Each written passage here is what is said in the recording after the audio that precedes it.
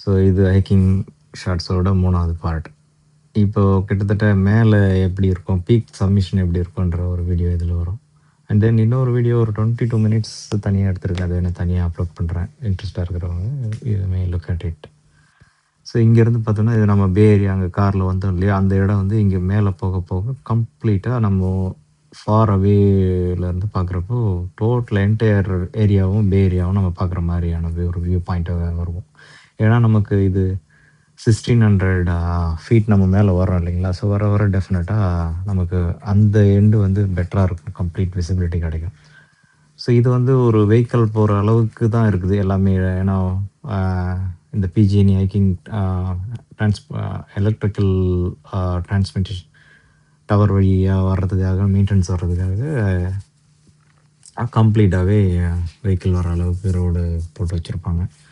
So நம்ம இதில hiking போறதுக்கு சிரமங்கள்லாம் கிடையாது. Only incline ups and down வரும். ஸோ நமக்கு ஒரு கார்டியோ பண்ற அளவுக்கு ஒரு நல்ல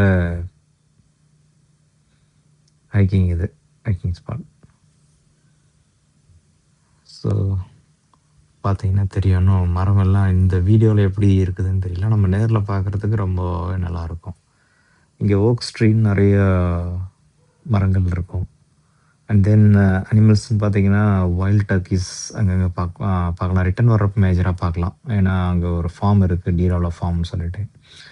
பிளாக் டெயில் டீர்ன்னு சொல்லிட்டு அது அங்கங்க ரொம்பவே பார்க்கலாம். அப்புறம் கொம்பு இருக்கிற கலைமான் அதையும் பார்க்கலாம். ஒரு சில சீசன்ல ரொம்பவே அங்கங்க ஸ்பாட் பண்ணலாம். சின்ன டீர்ல இருந்து பெரிய டீர் வரைக்கும் இருக்கும். இப்ப பார்த்தீங்கன்னா தெரியுது இல்லையா? இதுதான் நம்ம என்டையர் பே ஏரியா வந்து இது வந்து ஸ்டான்ஃபோர்டோட டவர். ஸ்டான்ஃபோர்ட் யூனிவர்சிட்டி இங்கேருந்து நல்லாவே விசிபிளா இருக்கும். ஐ மீன் எல்லாம் மீன்ஸ் லைக் அந்த டவர் ஒண்ணு இருக்கும். அந்த டவர் வந்து இங்கேருந்து நல்லா விசிபிலிட்டியா இருக்கும். ஒரு சில சீசன்ல பார்த்தீங்கன்னா, கம்ப்ளீட் கிளவுடா இருக்கும் இந்த ஏரியாவே. அந்த கிளவுடுக்கு மேல தான் நாம இருக்கிற மாரி இருக்கும். ஸோ நாம எங்க இருக்கோன்றது இந்த என்டையர் ஏரியாவே தெரியலன்னா எப்படி யோசிச்சு பாருங்க. அந்த மேல இருக்கிற கிளவுட் வந்து மொத்தம் மறைச்சிரும்.